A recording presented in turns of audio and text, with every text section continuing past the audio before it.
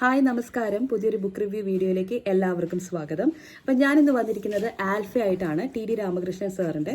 ഇദ്ദേഹത്തിൻ്റെ ഫ്രാൻസിസ് സിറ്റിക്കോറ ഞാൻ വായിച്ചിരുന്നു. വളരെ നല്ലൊരു പുസ്തകമായിട്ടാണ് എനിക്ക് തോന്നിയത്. ഞാൻ അതിനെക്കുറിച്ച് ഡീറ്റെയിൽ ചെയ്തിട്ടുള്ള ഒരു റിവ്യൂ തന്നെ ഇട്ടിട്ടുണ്ട്. കാണാത്തവരുണ്ടെങ്കിൽ ഒന്ന് കണ്ടു നോക്കൂ. അപ്പോൾ ആൽഫയെക്കുറിച്ച് പറയാനാണെങ്കിൽ ആൽഫ ശരിക്കും പറഞ്ഞ ഒരു ഡിഫറെൻറ്റ് പ്രമേയം തന്നെയാണ്. നമ്മൾ ഇതുവരെ കേട്ടിട്ടില്ലാത്ത, ആലോചിക്കാത്ത ഒരു തലത്തിലേക്ക് പോയ ഒരു കഥയാണിത്. ഇതിനകത്ത് ഉള്ളടക്കത്തിലും എല്ലാത്തിലും വ്യത്യസ്തതയുണ്ട്. റൈറ്റിംഗ് സ്റ്റൈലിൽ ഡിഫറൻസ് ഉണ്ട്. എല്ലാത്തിലും ഒരു ഡിഫറെൻ്റ് ആയിട്ടുള്ള ഒരു ബുക്കാണ്. വായിച്ച് തുടങ്ങിയപ്പോൾ എനിക്ക് തോന്നിയ ഫീൽ ഞാൻ പറഞ്ഞു തരട്ടെ. എനിക്ക് ഭയങ്കര ഇഷ്ടമായി. കാരണം നമ്മൾ ചിന്തിക്കാത്ത, നമ്മൾ ഇതുവരെ ആലോചിക്കാത്ത ഒരു ഭാഗത്തേക്ക് നമ്മൾ ഒരു നോവൽ കൊണ്ടുപോകുക എന്ന് പറഞ്ഞു കഴിഞ്ഞാൽ അതൊരു വല്ലാത്തൊരു ഫീലാണ് നമുക്ക് തരിക. അപ്പോൾ ആ ഒരു ഫീൽ എനിക്ക് ശരിക്കും കിട്ടുന്നുണ്ടായിരുന്നു. അപ്പം ഇതിൻ്റെ ഒരു കഥയെക്കുറിച്ച് പറയാനാണെങ്കിൽ, ഉപലേന്ദു ചാറ്റർജി ആന്ത്രപ്പോളജി പ്രൊഫസറാണ്.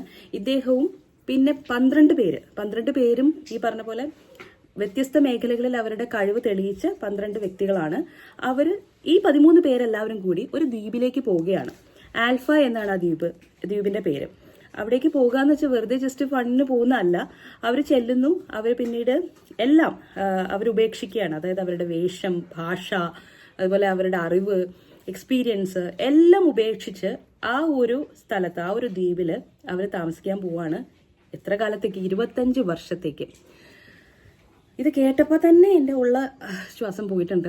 ഇത് കഴിഞ്ഞ് 25 കൊല്ലം കഴിഞ്ഞിട്ട് ഇദ്ദേഹത്തിൻ്റെ തന്നെ കൂട്ടുകാരനായിട്ടുള്ള, അല്ലെങ്കിൽ ഒരു സഹപ്രവർത്തകനായിട്ടുള്ള ഒരു ബാനർജി സാറ് ആളോട് 25 വർഷം കഴിഞ്ഞിട്ട് വന്ന് നോക്കാനും ബാക്കിയുള്ള കാര്യങ്ങളൊക്കെ ഏൽപ്പിച്ചിട്ടുണ്ട്.